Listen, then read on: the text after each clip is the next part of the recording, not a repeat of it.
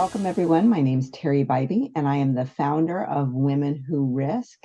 And I am here today, super excited to be talking to Linda Garcia. I've known for several years. And just a little bit about Linda is that Dr. Garcia has a bachelor's degree in business from Dallas Baptist University and master's in education from Texas Women's University and a doctorate in education leadership from the University of Texas at Arlington. She currently is a board member of Texas Center for Child and Family Studies and a member of the Collaborative Council that assists the Children's Commission by informing the commission members of local, statewide activities, events, and issues that affect judicial and court practices in child welfare cases. So welcome, Linda. And I definitely want to open it up if you want to introduce any more about yourself before we get into our question and answer section. Well, thank you for having me today, Terry. And I think you've pretty much covered it as far as what my background and everything. I really appreciate that. Well, I am so excited to talk to you. Like I mentioned, I know you from working together, and I've seen you take risks. So I want to get your perspective on what inspires you to take what I term joyful risks, so those intentional, inspired risks in your career. That's a very good question, and I've been thinking about that. I feel like I don't view it as risks as just being adventurous.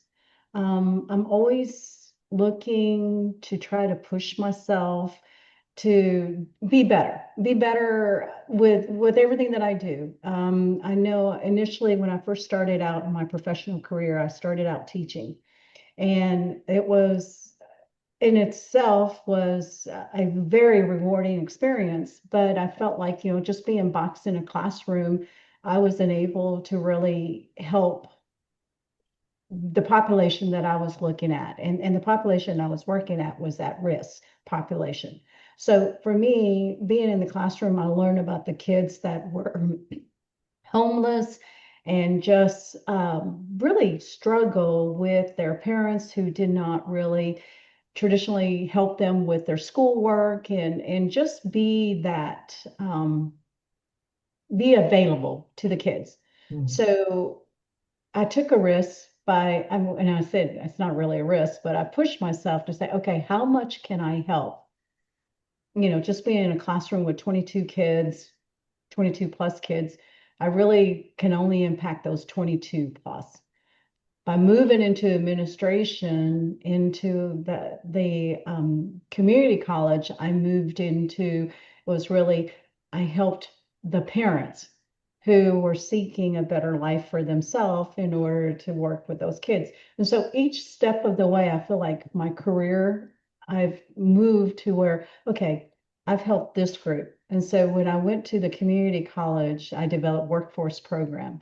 And one of the and if most interesting thing that I had a chance to do at the community college was that we took the traditional 2-year degree program and shortened it and customized it. So for the workforce, the workforce that what these were the same parents who were my kids' parents that were, just in a manufacturing facility trying to figure out, I mean, literally, this is when the cell phone revolution just started.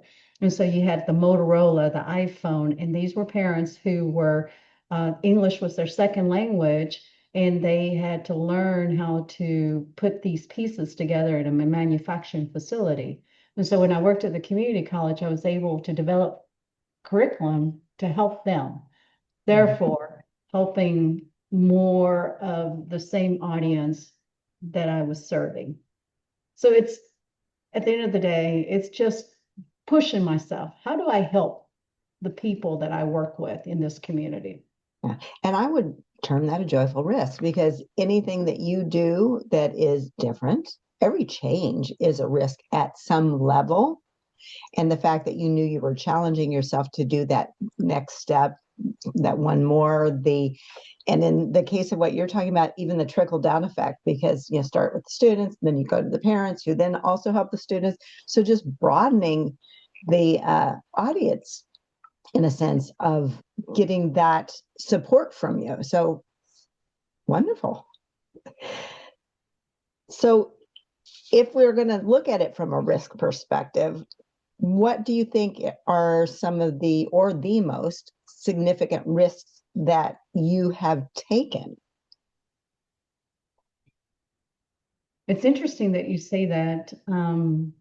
I feel like this next chapter, I Mm-hmm. am taking a major risk from the standpoint of I'm moving to a company, it's a national company, just like the company that I'm currently working at right now with TFI. TFI, I am in a position that it's a fund development position, which hands down, I feel like I'm competent at it. I know the company.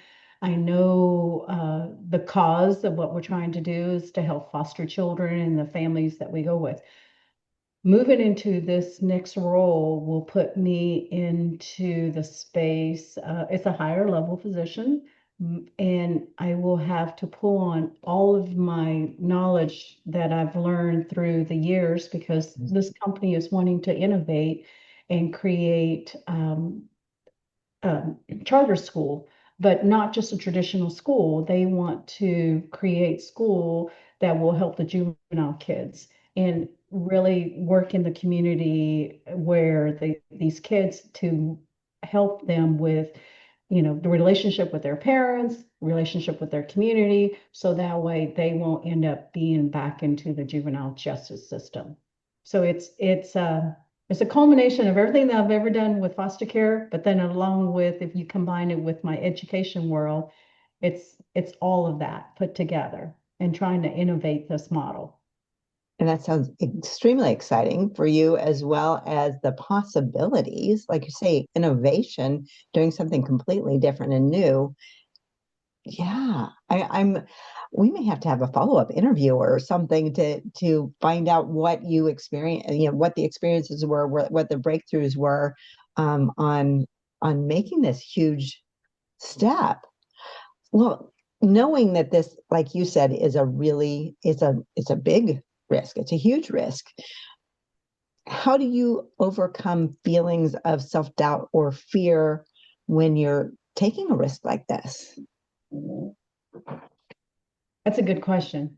There's a lot of uh, internal, introspective as far as reaching out to some of my mentors that I've had, like they're part of my circle of influence along the way. Mm, And just really, I know before I made this decision to move into this role, I have a couple of mentors that have been with me my life. I mean, since I've started my professional career, and I've kept these mentors. mm, Uh, and actually, these are strong women who have, programs and they're leaders within their companies. And just asking their advice, and there was, that fear of, oh my gosh, am I giving up something that's really safe and something mm. I know? I know the company, I know the people, I know the culture. What am I doing jumping into this? Um, but they have been great in that, they've been a sounding board to say, hey, look, you've got this. You've always been a boundary pusher. You can do this. And they really have helped boost my confidence by saying, you've done this, this, and this, and you've managed to overcome this XYZ. So why not? Do it. Do it while you can, because you don't want to. One of my favorite one was she said to me, you don't want to be looking back 5 years from now and saying you wish you should have, could have, and taken that safe road instead of branching out. And she said, what's the worst that's going to happen? you know? And we looked at the worst, and it's really what's going to happen. You know, I may fail, but if I do, it will be because we're not for trying. Right. Well, and I think that that's actually really key when we talk about risk, when we talk about challenges, is it is so easy to fall into an absolute space of fear. And our reptilian brain says, and you're going to die. When in actuality, it's just a new chapter. So maybe you would fail. I don't believe you will, but maybe you would fail. But if not, if that happened, you would then find your next challenge. It wouldn't stop you. It'd Right. just be one more learning experience. That's exactly how and I appreciate that, Terry, because that's how I've resigned myself to what's the worst that's going to happen. So if it doesn't work out, you've built a network. I mean, over the past 20 plus year, you have affiliation with different industry, with companies, and with senior leadership that um, you can always reach out to them for a Mhm. connection. Or It's not, yeah, yeah, it's not as if you don't have the skills, right? You've got the right. skills that you can use in a multitude of ways. So I'm so excited for you. I think this is going to be just a fabulous experience. And like I said, I'm going to have to follow up with you, if not you personally, to see how things have gone. And one of the things you mentioned were the strong women that are mentors in your life. What would you tell up and coming leaders, up and coming professional women about mentoring or being a mentee? I have always been a strong proponent of mentoring, and I think that people always equate, I don't know, maybe it's an old way of thinking, but they think mentor is that you can only when you're young and then you would seek out mentorship. And to me, mentor can take in so many different facets. And so I have, I mean, I call it really through our Leadership Institute that we've done with TFI, it really have brought back home the point of, especially when John Maxwell and he did the 21 laws, you know, who's your circle? And then even when we did our Covey, as far as looking at your connection for win-win.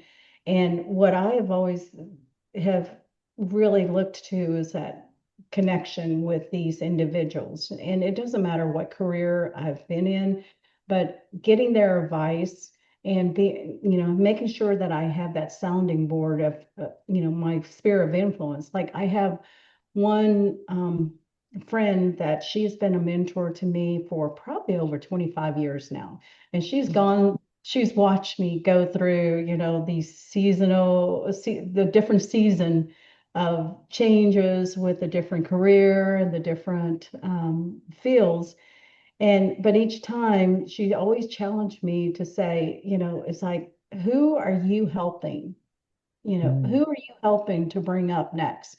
So for me, it's always, sometimes people don't realize that they need to be mentored. And so I put myself in a position to where I don't force myself, but like right now here at TFI, I have a couple that I still connect with through Leadership Institute, but then also people that used to report to me in the other department program that I ran, and we still have lunch and we'll connect, and I'm just watching them grow.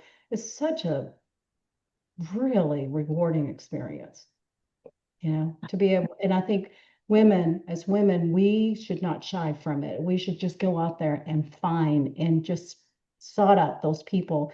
If there is even just one thing that you can get from that one individual, it's like you, Terry. Mm. I consider you one of my mentor because one of the things that you are so great about is like, it is, I have never known anybody who has so much tenacity with if you're given a task, get out of your way.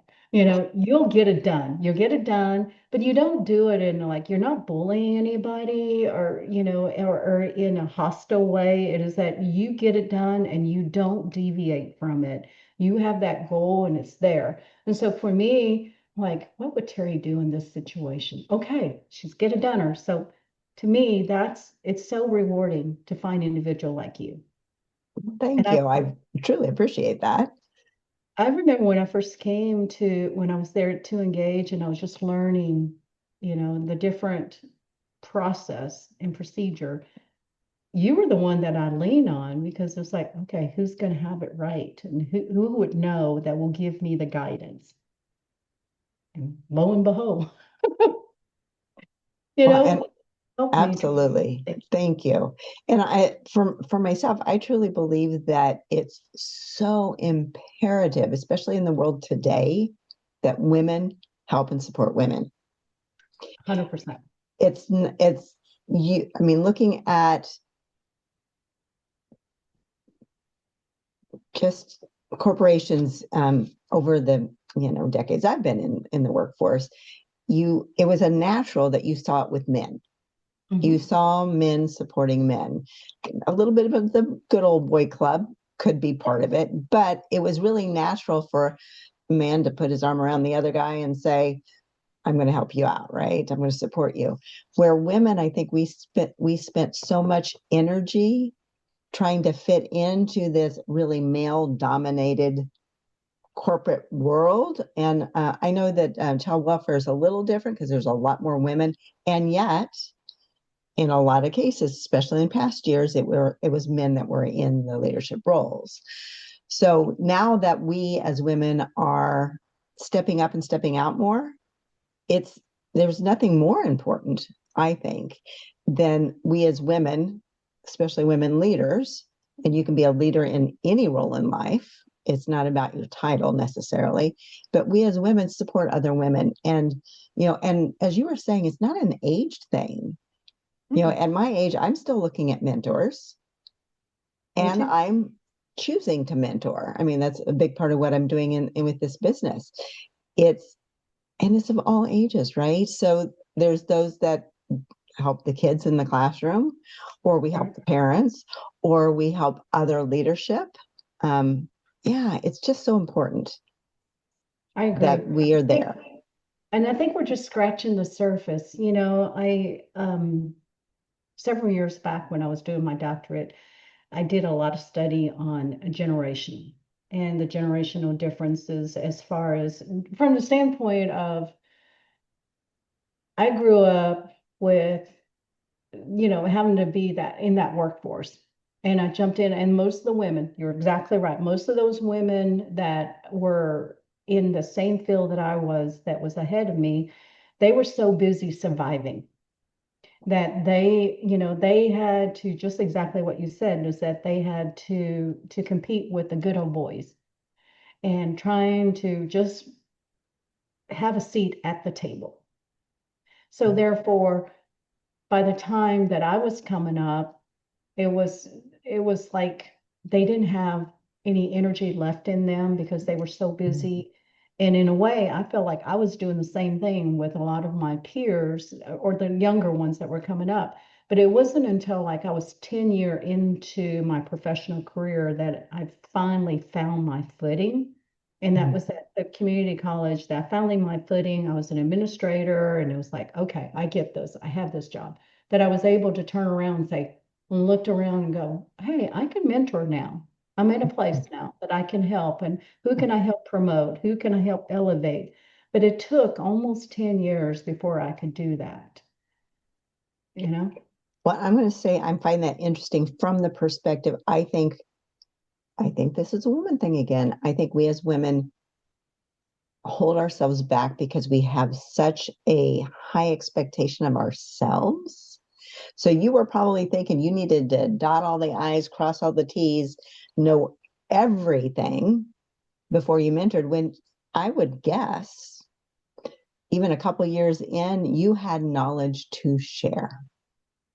And so that's something that, again, I'm striving to share with with the Women Who Risk Project is that we have so much to offer at all the different stages. And there's always somebody that's behind us in their stages, right? So there's always an opportunity to Right. mentor and be there for someone else and not dissing you in any way for the path that you took because we all have our own paths, but that seems to be uh, someone else that I had interviewed. One of the things she talked about was that as a woman she felt like she had to be at 125% before she was ready, where men will come into it at 75, 80% and think, oh, yep, let's do it. Yep.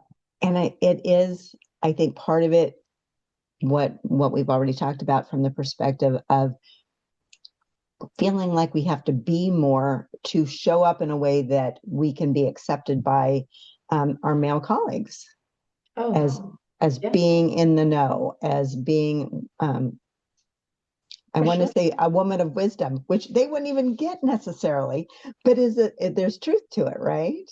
Yeah. Yeah, looking back, I'm like, you're absolutely right. I wish I would have stepped out further and pushed, and not only solicit more of the mentor that, because they may have been doing the same thing exactly like what you just said, is that they didn't feel like they were ready. I mean, I'm still climbing, so, I'm not ready to mentor anyone. And I should have just gone ahead and just ask for that, and then be on the other end of the receiving end, and give back. Yeah. And I Once I think, started, it's rewarding. yes. Well, and I mean, honestly, mentoring isn't for everyone, but if you have some knowledge to share, even if you don't want to call it mentoring, Right. there's that opportunity, right? And again, I absolutely believe that there's a reason everything happens in the timing and the way it happens. So whatever our journey is that got us to this place where we are comfortable being mentors, it was the right journey for us.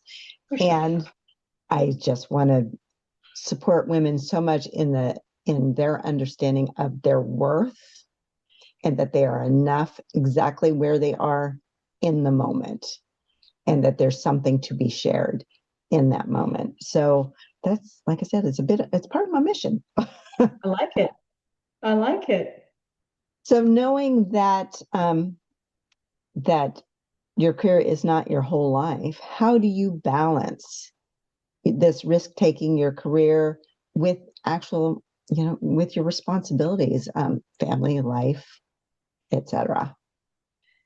Yeah, I don't know if it's a luxury of being in the child welfare world. Because I know there's a different, when I was in the education arena, I felt like there was run, run, run, run. And maybe it's an age thing too. I was at a stage in my life to where I just like run, run, run, run. And but for the past, since I've been in this child welfare arena, and I've been in it now 10 years, over 10 years in the child welfare arena, there's our industry encourage balance, I feel like, more Mm, so than the other industry. Our industry encourage time with your family, and that nurturing piece, and so I feel like in this past 10 years, I've had more balance in not only, I mean, my first day, I started meditation with, because it was one of those things, first thing in the morning, why don't you just do this? And it's there, and it's an invitation. So right away, that's the first thing I did. And then it was during COVID here at TFI that we formed, there was this group of awesome leaders that started the Wine Wednesday, and we met over COVID for a whole year. Every Wednesday we mm, connected, and it wasn't all about work. It was just connection. Having mhm, this, since we couldn't be together physically, having that connection. And to this day, that same group I still have connection with, just through our share bonding experience. So, but they have helped me to nurture not only taking time off, being with family, taking care of your parents, being with your adult kids, welcoming in grandchildren. And then at the end of the day, we talked about, and these were all women, there was no men in the group. We talked about, being a spouse, being, having our partners and what that is. So we've been able to integrate all of that into our workplace. And so for mhm. me, my next journey, I hope to find that same similar group of women like that, so that I can maybe even set the way for how this was coordinated, that we all connected. Beautiful. It So was. rewarding experience that to this day, I will tell everyone, do that. You have this group of sisterhood almost. Mm. Yeah, and sisterhood is one of my big belief systems as well. And what you're talking about, that connection, that is a thread that goes through the mentoring that you were talking about too, being mentored and being the mentee. I mean, mentoring and being mentored. Yeah, But it is those connections that help bring balance, that help us stay sane absolutely. as we're going through life, because life can have its challenges, especially when you're taking risks, Yeah, uh, day to day, chapter to chapter. absolutely.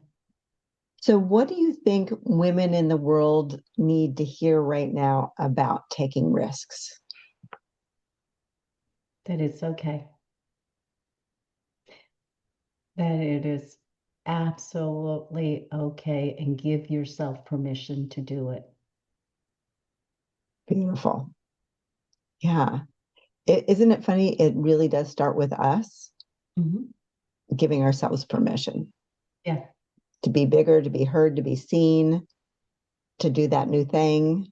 right. That doesn't mean I'm not petrified and I'm not nervous, but it is really giving yourself permission to say, it's okay. You don't need to ask anybody. Give it to yourself. And it's most probably these risks, most probably not a do or die situation. Right. So even No, if it doesn't work out, oh well, just one more learning absolutely. to Just, experience. yeah. Yeah, love it. So I know what your vision is, but let's talk about it anyway. So, what vision is pulling you forward into your next joyful risk? What's the vision that's pulling you for this next exciting adventure you got planned? It's really interesting because um, I felt like I left the education world before I was ready to leave it because there was, change in the guard, leadership, controversy, all those pieces.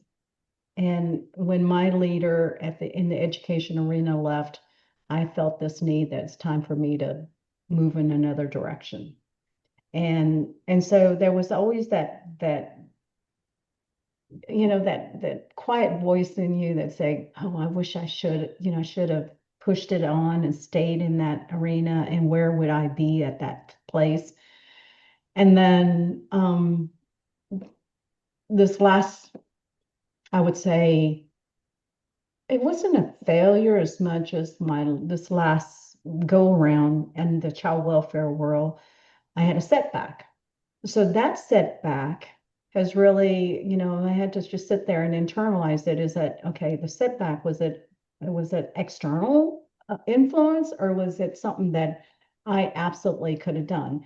And so a lot of introspective as far as, okay, yeah, a little bit of this was me, and a little bit of this was the external factor that culminated into the setback. But do I just go away and hide and say, this is it? And so there's a lot of that. And so when this opportunity came up, it was like, oh my gosh, I get to push myself, go into a higher level, but I also get to reach back into 20 years of education experience and pull that along and combine with all of the things that I've learned in this child welfare world.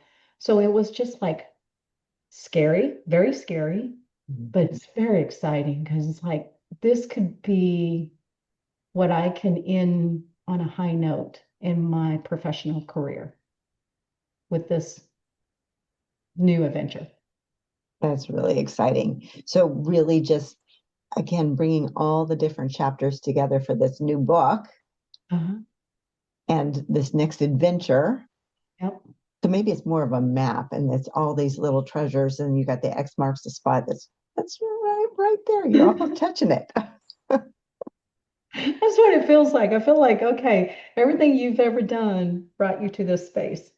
I mean, that's how I felt like when I first came over here to TFI. Everything that I have done previously brought me to that position. And in order to be able to do what I did, and then moving over to, the second program, I just felt like, okay, maybe I rushed it. I did it too soon. And maybe I needed to finesse a couple other things.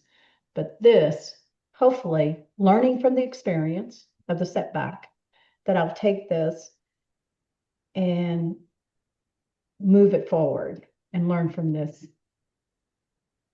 Yeah. And I Yeah. think that that's maybe, I don't know that it's just an age thing, but maybe that's part of the wisdom of realizing once again that everything does happen for a Yeah. reason, and that everything we've experienced, good, bad, or indifferent, has Mhm. brought us to this spot to be able to accept the next challenge, to take the next risk. So none of it's bad Yeah. as far as your journey. It is just the journey. And Yeah. we know that, we want to do this. Yeah. It doesn't go like, it's more like this on the journey. The other day I was listening to a podcast and there was this gentleman and I totally forgot his name as far it was this research scientist and he was talking about failure. And he said that, failure is not the way he described it, it was like you have to have failure in order to learn. Mm, And it's not a bad thing because if you were to go in there and and it was a very simple explanation. He says, like, take a math student, and that math student, I can tell that math student, 2 + 2 is 4. But if I just give that lesson to the student and force that student to figure it out, that student has to fail first before he realized he has to learn. mm, And so it's really, I was just like, in order to be successful, because then he will know how to do the math equation. And he goes, and that's the same way with life. It's like you will learn from your failure. Instead, if you never fail, you will never learn. okay. I like the term fail forward, Hmm.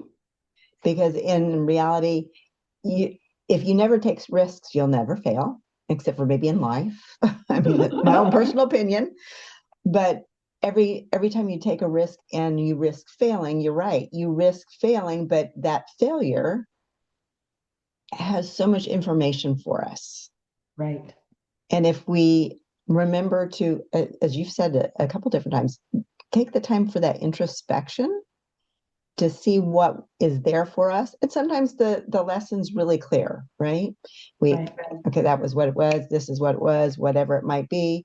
And sometimes we don't know. And then in those times, we do have to trust that everything, this is my philosophy, that everything happens for a reason, even if we don't understand it, and to just take it as a stepping stone to the next thing. Because when it comes down to it, life is a progression. And it's definitely like the cha-cha, right? Two steps one, two steps forward, one step back. So you gotta just dance with life. And that means there's gonna be some failures. You that cha-cha, that maybe you get a fourth step in there, maybe you missed one, who knows? Right. Or you're partnering with somebody that's not a great leader, or vice Yeah. versa. You didn't have that opportunity to really lead. But it's all about the dance. It's all about the movement. It's all about keeping it going. Yeah. You're absolutely right. And I think I like to think about it as far as, if there was some advice I can give younger women or even people who are going through the challenges, is if anything at all, is like, you got to take care of yourself and say that you Mhm. are okay, before you can do anything else. That whole, we're so accustomed to beating ourselves up and thinking that we're a failure, we've did something wrong. And throughout this, yeah, have that first pity party the first week, but then after that, it's like, wait a minute here. You you've got this. You have these attributes. You have these skill set, and you've done this, and you've overcome that. And just really, at the end of the day, we have to take care of ourselves first and be I think okay. that's actually one of the biggest risks for women. And the reason I say it like that is because I think women in our society are taught not to take care of ourselves. It's about taking care of everyone else, Right. right? And so we appear selfish or whatever term you might want to use when you take care of yourself. When in actuality, you have to fill the well to be able to give from the well. And we as women, we're really good about giving, Mhm. supporting, nurturing. But if we don't remember to nurture ourselves, then that well will run dry. So it's a huge risk for us to say, and I have to put myself first. Yeah. I have to take this break. I have to, whatever that boundary might be. Um, Yeah. it's a challenge and We have therefore a to, risk and we for a have to give lot of ourselves women. permission. Yeah, we have to Yeah. give permission to do that. I think it's taken me a long time to get to that place, and I try to tell that to my girls. And I mean, just Mm, it's okay. It's all right for you to feel this way, and it's okay for you to think about yourself first and foremost, because I need for you to be all right. yeah. And especially with the fact that mental health has become so much more recognized as a Mhm. necessity. And, I definitely don't want to think about it as that it's a trend. I'm Right, hoping that what we're doing and what we're experiencing now around mental health is going to stick right. because it is a part of that whole self care. I agree, 100%. Yeah. Well, I have actually asked all my questions, except for I'm going to just sneak one more in. Any other thoughts that you want to share about your own personal journey or words of wisdom that you've already given lots, but any last golden nuggets that you want to share about risk taking? I think we pretty much covered it. But I I appreciate this interview, Terry, because what is done, there the quiet voice, while I'm waiting to move into the next chapter, you start to have these conversation with yourself. And what I would want to give anybody and whoever that's going through what I've gone through is like, it is okay. Mhm. And you're right. It is a risk, but what's the worst that could happen? You could be successful. And or try again, right? Yeah, try again. That's right. Yep, Yeah. it is okay. Well, Linda, I so appreciate your time and your words of wisdom, sharing your story, your experiences, and your viewpoint when it comes to these joyful risks that are key to what I am wanting to get out there, especially with women, as far as knowing it, being willing, and taking them. Yeah, So, I thank you agree. so much for your time, Linda. I really appreciate it. Thank you, Terry. We will meet again. Absolutely.